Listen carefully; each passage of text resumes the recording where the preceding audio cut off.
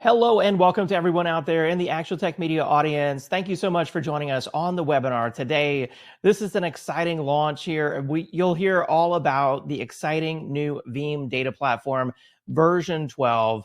This is going to be a great event. We want to answer all your questions around the exciting new release. So we encourage your questions on the event today, and we'll be doing our best to answer them all. I want to give a special thanks to our friends over at Veeam. This is a great event for us here at Actual Tech Media, and we're excited to be sharing the news around Veeam version 12. Before we get started, there's just a few things that you should know about the webinar today. My name is David Davis of Actual Tech Media, and I'm serving as the host and moderator. We welcome all the hellos and good afternoons there in the questions pane of your audience console. We love to hear from you, but we also want your technical questions on the event today. And we even have a best question prize. I'll be talking about that here in just a moment. But first, I want to call your attention there to the handouts tab. There are 5 different resources that you should check out. There's a link there to the 6 capabilities you need for rapid recovery when it comes to ransomware. Another link to the Data Protection Trends Report for 2023, specifically the Public Sector Edition. So make sure that you download that. And there's also a lot of excellent success stories in there from local governments, the city of Sarasota, New Orleans. Make sure you check out the resources in the handouts tab. At the end of the webinar today, it'll be my pleasure to announce the winner of our Amazon $250 gift card prize. If you're watching this on demand, of course, that drawing would have already occurred. The prize terms and conditions can be found right there in the handouts tab of your audience console. And then, as I mentioned, we also have a best question prize today. That means that you have to ask a question. And of course, we're going to be selecting the best quality question that comes in on the webinar after the event and contacting that person to deliver their $50 Amazon gift card prize. You must still meet the prize terms and conditions as well. All right, and with that, I'm excited now to welcome today's expert presenter. Welcome to Mr. Aaron Murphy, Field CTO for the Americas at Veeam. Hi, Aaron, it's great to have you on the event. I'll hand it off to you. Take it away. Thank you, David. Hi, everybody. Hopefully you got my video there. You can see that I no longer look like that picture, but here's my first slide. I have updated it. So as David said, we're going to talk about the Veeam Data Platform. I'm also going to talk a little bit on some of our research, and we mentioned that we put the Public Sector Edition in the handouts, and I'll cover how you can use it and also some little insights in there and some of the differences between the worldwide report and public sector here in the US. I'm speaking to you from New Jersey, in case you were wondering, with my English accent. Okay, let's go. So the first thing I just wanted to talk about is the research that we do. It's independent research, and we as a company put great effort into it, and we do more research than analysts on these subjects or anybody else in this industry, and we feel it's incredibly valuable. So one thing I wanted to point out about this is not our customers that we're going out to. We get a professional research firm. We describe what the role of the person we need to ask questions from. We don't know who they are. We don't know where they work. We don't know what products they use, but we do know they're in certain industries, they have certain expertise, they have certain job titles, and that way we keep it very independent. And that means it's valuable to us to know, are we doing the right things? What should we build next? What's happening in the industry? And it can be valuable to you to help figure out, how do you compare to peers, either in public sector or across the globe? Is there anything you can address, or is it also good news that you're not alone in the challenges that you face, and that can maybe be used to highlight some of the pressures that you're under and that you need to do something about it, but you're not actually performing any differently to everybody else. There's a lot of things going on in the world that are causing these issues, and we're all in it together, really. Cybersecurity is a team sport, I think the FBI say, and I agree with that. So I recommend looking at all the research, but we're going to drill in on like data protection and maybe a couple of nuggets from cloud and ransomware trends. So here's some kind of key stats. In the last report, 85% of companies have experienced at least one ransomware attack in the past year. So that's gone up from the previous year of 76%. So it could be that people are more aware, because as this issue of cybersecurity is going on, people are more aware. People need to do more about it, and there are more mandates from government and regulators to deal with this issue. So that could be the indication there. Having said that, it's trending slightly better for public sector. They've got slightly less that have had one attack. And then when you look at, and other parts of the research talk about multiple attacks, people have had 4 or more attacks. Public sector is actually doing a lot better, nearly 10% better than the global norm. And I think that's down to regulations and not paying the ransom, so you're less of a threat, but also a lot of work people have put in to improve security posture across the board. We can see that across the board, 67% of organizations use cloud backup services. That's pretty important. And but only 28% of companies update their recovery plans more than once a year. And we think that's a critical issue. And you start to see that in some of the NIST guides and regulatory guides saying, this should be something that you do regularly and update documentation. So this helps us on how to educate, what features to put in to make this simpler for everyone, and so on and so forth. Okay, I start with this one. I think this is one of the key impact slides where everybody's in it together. So we talk about 2 reality gaps, really, and 79% agree with one and 82% with the other. What we're talking about here is, does the organization understand what's going to happen if you have an event and you have to recover? And the first one is how up to date the data will be. So that was really how frequently did you take a backup? Am I going to lose 2 hours work? Could I lose 24 hours? Could it be worse than that? And the other one is, how fast is it going to be when you bring data back? There's a huge gap between what IT knows will happen and what the business thinks will happen. And this has changed, and there's a reason for that, right? And I'll cover it on the next slide. But the way I encourage people to use this slide is to use it and say, hey, we're not alone.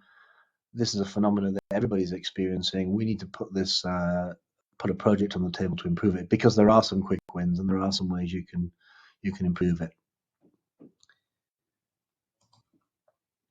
Now, I'm just going to get to some of the reasons why this reality gap has emerged and changed over the last few years. And this is one, right? If you thinking of when you had there's been a successful attack and your data has been damaged in some way, how much of it has been affected? On average, it's 39. Now that's down, so that's good news. It used to be over 50% in prior years, but that's come down. But that's still a significant amount. Most other recovery or disaster recovery scenarios were a smaller number of machines, but it was the machines and not necessarily the data that was affected. Therefore, recovery has become very, very different. And that's why there's such a reality gap. And then, of course, the final bit is, when you were attacked, how much of the affected data was recoverable? And it's just over half of 55%. So that's a big issue. And there are ways to solve that by making sure the backup data can't be attacked, therefore it will be recoverable. And of course, tightening up your security posture on primary data so that you're less likely to have it affected. So what this really tells us is, across this data, if you summarize a lot of it, really is people's environments are hybrid. They're in the data center, they're in the cloud, they're across multiple clouds. People are looking to have more mobility and freedom. It's not migration, one-stop shop, and we stay there. I might have deliberately decided I want to be able to move to one public cloud, to another public cloud, and back to the data center. That may be built into my decision making on what products I acquire. There's an increasing cyber threat and the impact of that, and a lot of complexity. So everything gets looked at through the cybersecurity lens, but there are still all the other things that you can win by changing or improving, which is reducing complexity, having more flexibility and versatility, to operate your business, and therefore you could reduce the number of time-consuming processes, but also the cost of ownership if you get it right. So, starting up the conversation on V12, I just want to give you a look at how we look at the data platform. So, in the core platform, you have all the capabilities. You have the backup and recovery of the proactive monitoring, analytics, and alarms, so policy control, enforcement, and visibility of things, and then recovery orchestration to make it more simple to get back in business and faster. And we do this across cloud, virtual, physical apps, and software as a service. Now, you can see to the left and to the right of the bottom layer that what we currently support in key platforms in AWS, Azure, Google Cloud, Kubernetes, across all that, and SaaS platforms such as Microsoft 365 and Salesforce. Now, the great thing is that a lot of these products, you can start with them standalone and really improve that particular environment, and then you can build out and start to integrate into the Veeam Data Platform and get all the monitoring and analytics. You can start to make copies of your data wherever you want, in the cloud, from the cloud to your data center and back again, and start to have some of the things we talked about. But it's very, very modular. You don't have to start with a big platform to get any value out of it. If you were just if you just realized that you wanted to protect Microsoft 365 because you knew that some of that data may be regulatory, that you need to retain it because you might need it for e-discovery, and you just wanted to start there, you can start with that in the marketplace, run up the product in the cloud, and just use that product. It's got everything you need, including the monitoring and analytics pieces it needs to give it that effectiveness. So there's a lot of great options to using the platform, and how you start with it and how you expand with it. Now I'm just going to jump into 365 before I talk about the platform as a whole. I just thought it was of interest.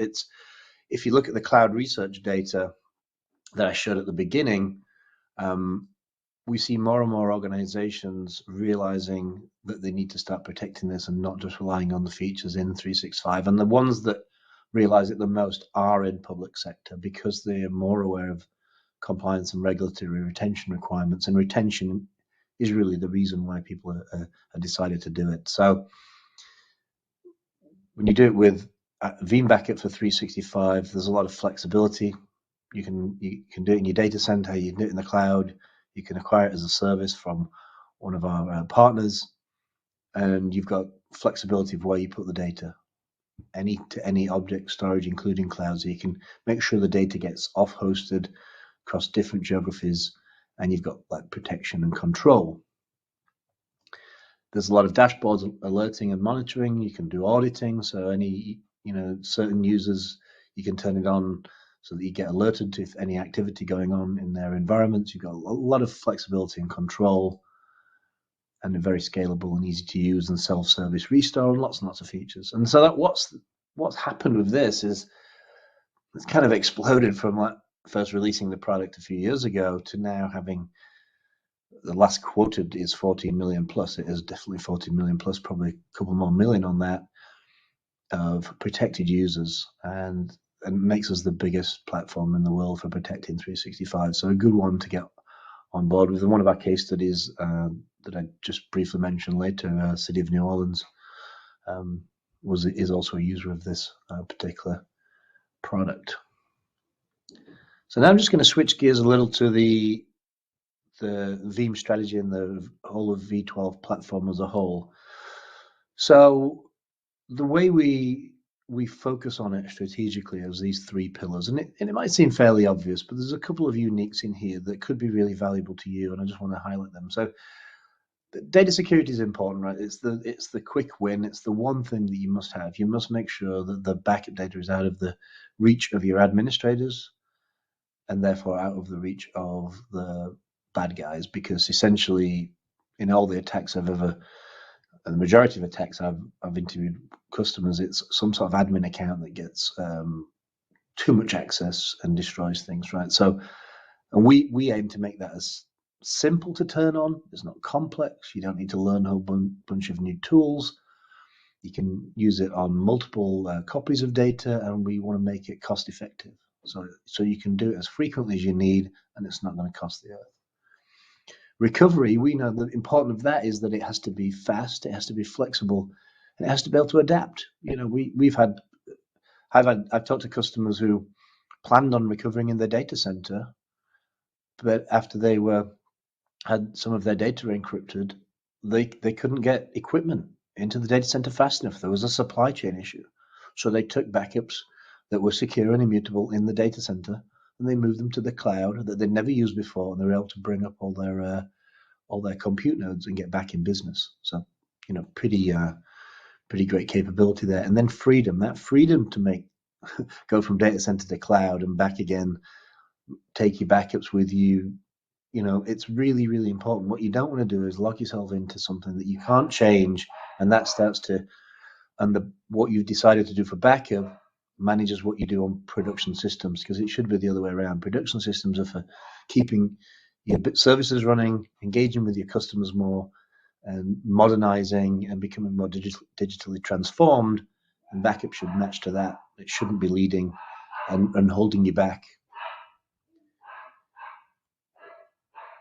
Okay, I just got a little one of the couple of case study slides in here, just to say the name, and it also points to one of the pieces of data in our report.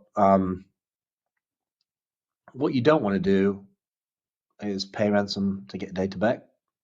Even worse than that is paying the ransom and not getting the data back. And so 1 in 4 times people have paid the ransom, not got the data back. So you want to make sure you've got that capability here. And in the material that we've supplied, and in this reference, we can say, hey, this is an absolute possibility.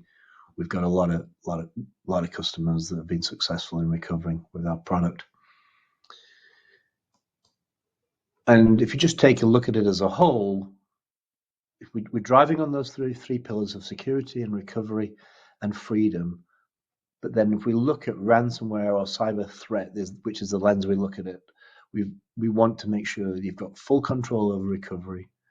You've got multi-layered immutability, which is the air gap, that thing that is required and mandatory and you must have, but you've got it in different places. You can distribute that across using Veeam technology or you can use a hardware vendor in your data center. You can use different public cloud vendors, but you've made sure it's multi-layered across multiple different types of storage system. The immutability is managed by different vendors. It's very, very secure, and not one event could jeopardize all your data if you do it that way. Data is mobile. We're not talking about migration. We're talking about planned mobility or desired mobility to take advantage of some technical change or some commercial opportunity to run in a different cloud at a lower cost. We want to give you that full mobility. Monitoring everywhere with real-time alarms, policy enforcement, to make sure that you're doing good things, that you've got the right copies of data, that your recovery point and recovery time objectives are not going to give you this big reality gap, and that you're aware of what's going on at all times, and simplifying as much as possible. And one thing I've learned from talking to customers is not only did they want to do more testing and proving of things, they wanted to reduce human manual steps. And we try and put that in as wherever we can. I see a lot of questions coming in. I will get to some of the questions at the end. We'll stop and take a break and look at them. So don't be frustrated, it is coming. Another one of the case studies here is one where, again, the ability to be absolutely sure that your backups were protected and immutable and that you can recover means that you can avoid paying the ransom, and that's what everybody's trying to get to. And there's more detail in the handouts. What we've done recently in V12 is if you buy into the right product with all the particular features and the support, we've backed ourselves and back to you with a ransomware warranty, and it's less onerous than others that I've seen out there, because there are some terms and conditions, there's things you have to meet. But across the spectrum, it's good news. The good news is for everyone, whether you decide to take advantage of this or not, is that we've fully documented the configuration and the best practices. That means you could be, have all the things in place for the warranty, but those are available to you to also say, hey, if I'm using Veeam, and even some of that advice is probably good across all products that you're using, what are the things that I should have in place? How should my infrastructure look? How can I make myself more secure? So we think that's really going to be really valuable to everyone. So getting onto some of the updates, probably got a dozen slides to go on this. Just going to do some high level, and then I'm going to dive in with a couple of diagrams in a few areas to help explain it. So on data security, we put a lot of enhancements into using object storage, direct backups to object storage rather than being copies, but also the performance of that. So if you're looking to have low cost, easy to use storage, object storage now becomes, with the speed of it, becomes an option, and it usually supports things like immutability, so you get some security. We've made securing the access much more simpler. We've got standalone MFA on the VBR console. It's really easy to implement.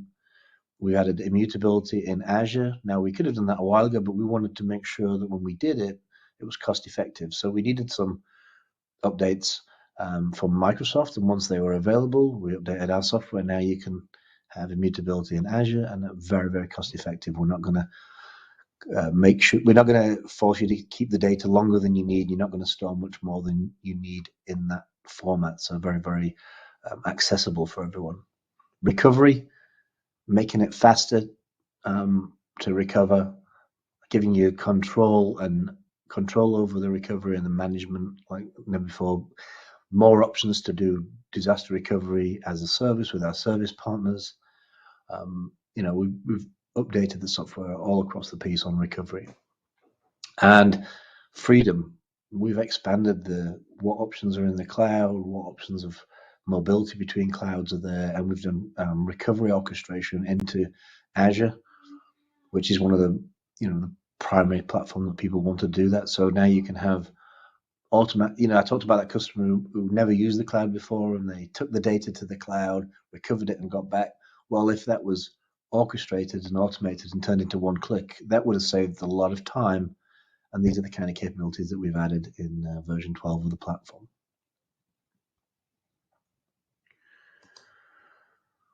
So another little look on that, dive in on 3 points on recovery and security and so on and so forth. So if you're trying to secure the data and make it fast recovery, there are a few things that we've done and we continue to improve upon. Instant recovery is something that we did first. We continue to improve on it, but that's the ability to bring back multiple machines back instantly and live out of the backup system. We can bring them back into an isolated network environment. They can be used for a number of things, testing, forensic analysis, recovery testing, make sure your backups are good, and then you can push them into production. That whole thing helps reduce the crisis when you're in a full recovery mode. It helps reduce the time of getting back into business. There are a few steps that everybody has to do, such as bringing back systems into an isolated environment, going through forensic analysis, make sure there's no bad malware still there, and then pushing it into production. And it's fast. It's the fastest way to do it is with Veeam and our instant recovery. But ahead, also along with that, with secure backup, we can make sure that you've already planned ahead and started continually scanning backups for malware using signatures from popular security tools, so that you can maybe get ahead of it. So that's really powerful. And then this multi-cloud mobility. I talk to customers so much now where they might only have they might have 2 data center locations. They might be using one cloud vendor, but they're wanting to come to us and say, we're planning on using a second, possibly a third.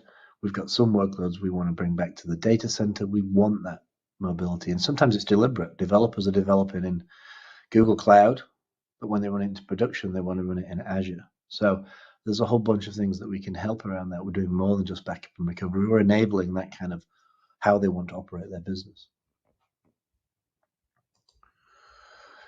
Just a picture here on the immutability option, so you get a view of it. One thing that I added to this is tape. Still over 50% of organizations are using tape, and we did a lot of enhancements there to make it faster for millions and billions of files if you want to put something like that onto tape. So that could be a really good one. In fact, I had a customer come up to me. I was doing a public sector event in I think it was Western Canada, and this just came up, shook my hand, and thanked Veeam for him being able to find some emails from over 2 years ago, which affected the CIO of his organization, and they need to get this data back in a litigation case, and they were able to do that, and it came back from tape, which was there for the cost-effective and green long-term retention. So that is still a great opportunity. But whether you want to do it on storage in the data center, you've got the object storage with locking, you've got hardened repository, you've got hardware devices that do snapshots with locking. You've got a lot of options there, and then you've got all the options in the cloud for the secondary copy and for the archive copies. We're just not going to, and each of those are protected by different vendors' capabilities. So you've really distributed the risks, and there's no way one event's going to take you out. So really, really powerful.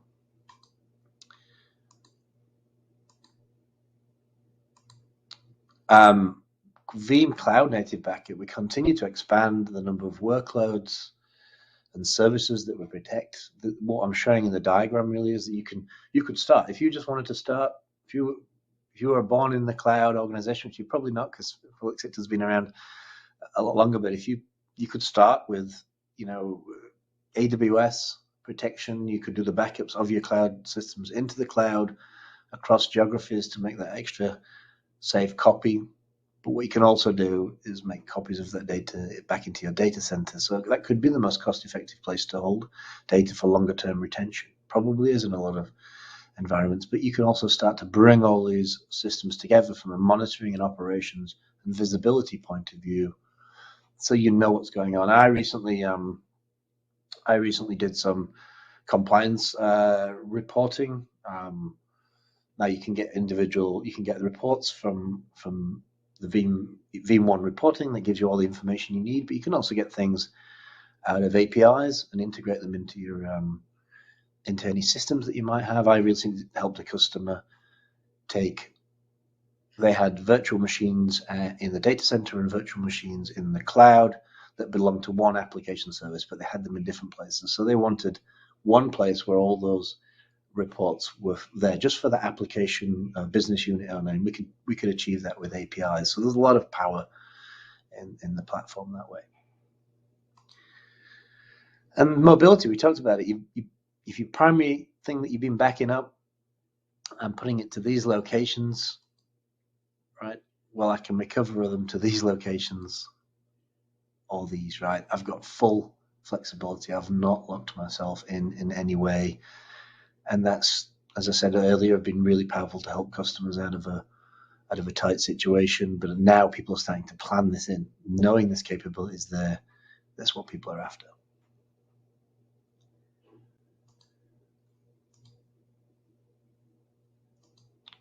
I still see lots of questions coming. I'm going to be busy. So, proactive monitoring analytics, massive upgrades to this in V12, pulling more things together into the Veeam One console with dashboards, alarms, alerting. It helps you put policy enforcement in place through the alarms and the alerting, so that you've got that rigor and control and everything visible in one place.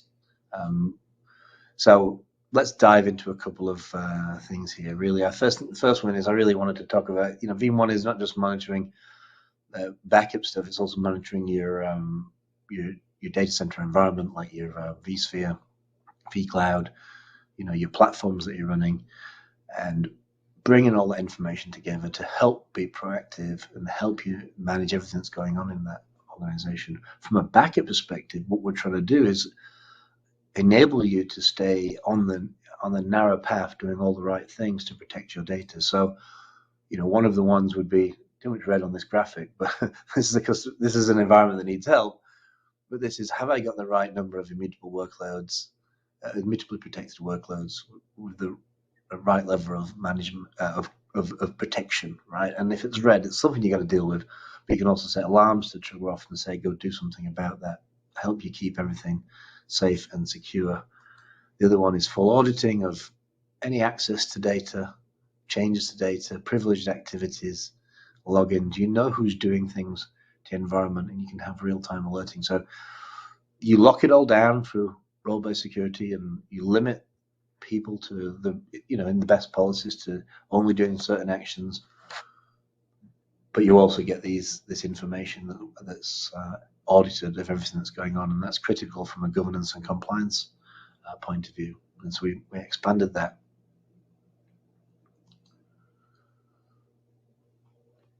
Recovery orchestration. This is really tapping in and really improving on what we had before. We're going to continue to iterate on this product rapidly, probably definitely more frequently than the Veeam platform itself, because we can do that in Veeam. We can iterate components or different products at different speeds depending on their importance, but still plug them into these shared platform services. So recovery orchestration, automated testing is a critical one. You can do it manually, but you really want to automate it. And when we say, we're not just giving you a report to say the backup data is good, what we're doing is actually bringing up the machine, group of machines, which constitutes an application in an isolated environment that can communicate with each other.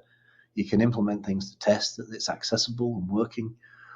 This gives you a lot of confidence. You might want to test it regularly, automated, but you might also want to do it ad hoc when there's been an application upgrade, something that's changed, to make sure that you're not going to hit a snag should you be in a recovery scenario. The other thing about recovery testing is it gives everybody a great level of confidence.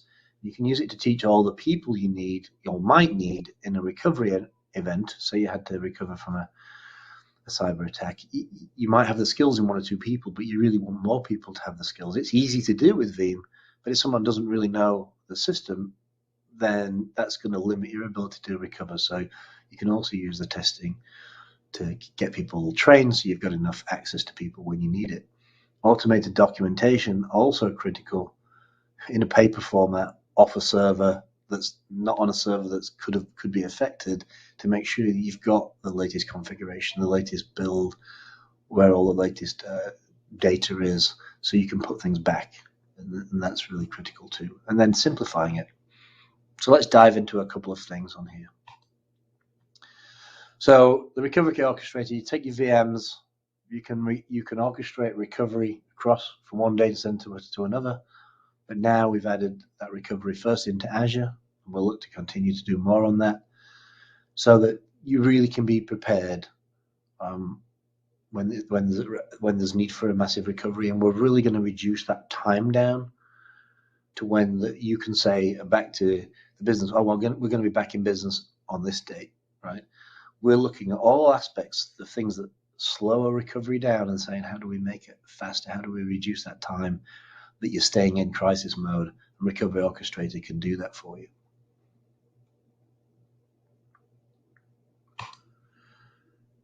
Other thing that we added in, we had a clean restore capability. I'm just going to build this out. I think there's two more for restore. And what this did was, essentially, before you restore data, we do kind of like an instant recovery on the data or the disks that are in that backup that we need to. We bring them online. We run one of the antivirus security event tools, the latest signatures against that, and we make sure it's clean. And so what kind of happens is, you might say you had something that entered your environment. A few days later, there's latest signatures, and you can go back and start to scan when did it first happen, because the new signatures can detect it. Well, we added that into Restore. We've now added that into DR, and it can keep looping around and going back until it finds one that's clean. Or you can choose to have it just exit, so you can go on and fix it manually. But it's all designed to again compress that time, make it faster for you to get back up into production. And then finally, it's important that we as a company are managed and control information and data and security and policies ourselves in line with the best practices. So we have ISO certification. We do the same. We do all the necessary things in our product to make us fit for all industry, but especially public sector and federal. We have our encryption module is certified. Our Linux repository is certified to be worm and untamperable for records management for both financial industry and public sector. We're documented in cyber ransomware recovery events through NIST, which is kind of some of the best guidance that everybody has. And we're making sure that we're on all the approved product lists. We're doing secure supply chain that's required for regulatory requirements, and making sure that there's no issues for you if you choose Veeam Data Platform V12 as a product you want to look at. So thanks for listening to that 35 minutes, and let's start taking some questions. Absolutely. Yeah. Great presentation, Aaron. We do have a ton of questions rolling in for you. While we take those questions, I'm just going to bring up this slide. I think everyone's going to be interested in. This is how you can get your version 12 socks, your Veeam V12 socks. Lucky you, you will receive an email if you're attending this webinar today with a link to the recording and a link to order your new V12 socks. I got to get some of these myself. They look really cool. So I'll just leave that up as a reminder to everyone out there. Also, don't forget about the handouts tab. Of course, there's a lot of great resources in there. So many questions for you, Aaron. I'm going to go ahead and start with this one from Warren.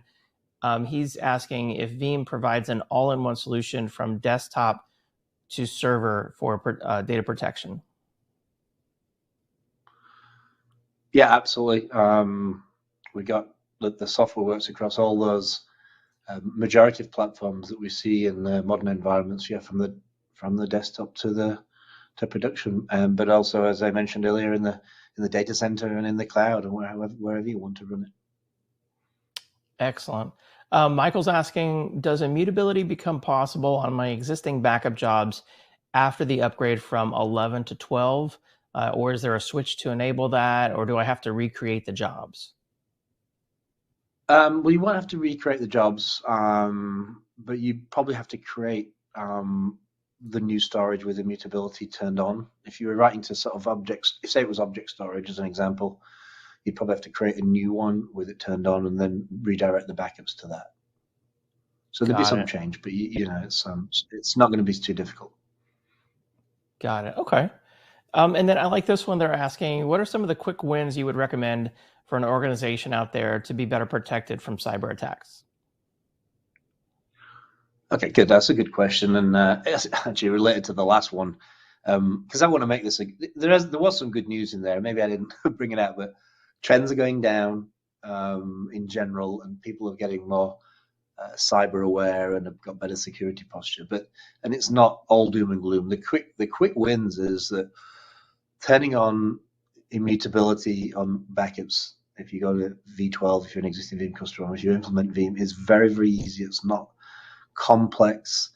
It's not some new thing that you have to learn. I have seen customers implement alternative technology that was so complicated that they were like, oh, please, can I just?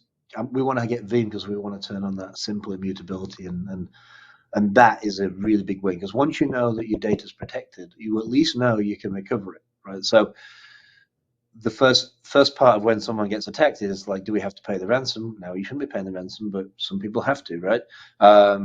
You've got good data, so you know you can get it back, so you've solved one part of it. The second part is how fast can I get it back? So the second quick win is you've got Veeam, start to use the instant recovery, start to use do testing of recoveries, and you start to have an understanding about how fast recovery is going to be for you. And then you can, and if you've got an idea of what the primary systems are, and that's documented, then you've got a better understanding of how long that's going to take. So I would recommend those things. Get the immutability in place as number one. Get the reporting in place so you're controlling it, and then start to do the testing so you can say, I've got good data and I know how fast it's going to be to recover. Yeah, you make a great point. I love how you're focusing on recovery and testing, because I think it's easy for a lot of folks out there to get kind of a false sense of security when they get their daily report that says, yep, everything was backed up, but that doesn't really tell them, if they can recover, how long it will take to recover, is the data going to be valid once they recover? And so those are really important points you're making. And yeah, Dave, it's a great point. But it wasn't me actually. I got that. I mean, as vendors, we come up with things we want people to know. But I got that from the horse's mouth from customers that had focused on making sure they had secure, immutable copies. But when they had to do a recovery and it was in like hundreds of locations, and they didn't have the staff, they didn't have the skills, they hadn't got a priority order list already. They were like, these are all things we should have done, and we would have saved. We took 7 days, we could have done it in 4. If we'd have done all these things, and then if we'd have done automation, it could have been 2. So these are the lessons learned from real world examples too. Absolutely, yeah. That was one of the things I learned about. There was a big ransomware attack. I think it was the city of Atlanta, or one of the big cities, where they had their data, but they couldn't restore it in a reasonable amount of time. It was going to take weeks or months, so they were forced to pay the ransom because they just couldn't get the data back in time. And that brings me to another good question here. They're asking, do you have any more lessons learned from customers out there who have recovered from ransomware attacks? And I know we've got a lot of handouts here specifically from different customer case studies. Well, I had kind of mentioned it in reply to your last article. Let's back, but that knowing, getting more and more people in the organization comfortable with operating software and knowing what all the components are and how to do recovery was important. I had one customer, they had 300 locations, they had 3 people. Well, they can't be in 300 locations at once, so that kind of hampered them. The other one is, make sure I've taken advantage of if I do testing, I can start to then identify where I can, reduce time and complexity. So one customer, the big win that they had was integrating Veeam with their storage that did snapshots as their primary line of protection. They were using it without integration. Therefore, they're using 2 UIs, and just that human thing of having to do 2 things and wait for one to finish was costing time. So have things integrated wherever possible, because that just makes your life so much easier. And there was more. The other one advice I got was that the cyber terrorists don't follow your plan. So maybe you need a plan A and plan B and plan C. So because I had the customer, that one customer I was talking to, they had a great plan for if the whole data center was out and they were going to fail to another, but then they ended up having to recover some to the cloud in different locations, and it was like, have multiple plans and have the testing from all of them. That's a great point. Don't just have one plan. Your plan should have a plan A, B, and C. Very smart, wise advice. And the priorities change, right? The priorities change. If you're expecting to be out for like a couple of days, here's your list of priority systems. If it's longer, that might change, because you might suddenly have to bring up invoicing and payroll and that more quickly. And you might have said, oh, we're going to just do frontline customer services. But all of a sudden, if it's going to take 2 weeks, you might bring up things for your employees. So the priorities of systems can change too. Yeah, great point. And you mentioned the cloud. There's a question here. They're asking, do customers ever bring workloads from the public cloud back to the data center? Yeah, actually, that was a really interesting data point, and we're trying to dig into it more. But it was in the research we talked about. I can't remember which one. I think it was the Cloud 23 research. It was 88% of customers brought at least one workload back. Now, we didn't quantify how many and was it all of them, but we know it was at least one. When we dug a little deeper, sometimes it was planned. I think I mentioned it in my talk. The developers work on one platform and then production's in another. Other times it was like they put something to the cloud, realized they hadn't really figured out the true cost of it, and therefore it was cheaper to bring it back, and all the different use cases in between. But mobility is this thing that everybody's been talking to me about. Because they want to build it into their mode of operation continually. Yeah, and I think companies really need that flexibility to be able to move the workloads where they best make sense, where they can scale them, where they can easily manage them, where it's cost effective and bring up workloads if one site is affected by some sort of attack or outage of some kind, easily bring those workloads up somewhere else. So, all right. Well, I mean, there's so many great questions out here. I'm afraid we're not going to have time to get back to all of these folks, but we really appreciate all the great questions from everyone out there. I do want to remind everyone just one last time about the handouts tab. There's some great case studies there, stories of companies who have had success with Veeam Data Platform. Make sure that you check those out. Also, make sure you check out the 2 links there on the 6 capabilities that you need for rapid recovery from ransomware. Remember, it's not always just about backup. It's about recovery, getting your data back and doing it rapidly. And then the Data Protection Trends Report for 2023, specifically the Public Cloud Sector Edition. You can download all of that from the Handouts tab. Aaron, I enjoyed your presentation today. We got great feedback from the audience as well. Thank you so much. Great. Thanks a lot. My pleasure. And of course, thank you to Veeam for supporting us on the webinar today. Be on the lookout for an email following this webinar that you'll receive containing a link to the recording as well as an order form for the new V12 socks. Those are some really cool looking socks. I got to get a pair of those myself. Thank you to everyone who joined us. I hope that you learned a lot, and I hope you have a great day. And oh yeah, you might be interested in learning who the winner is for our Amazon $250 gift card. This one is going out to Mark Maitner from Vermont. Congratulations. We'll reach out to you. We'll also reach out to our best question prize winner as well.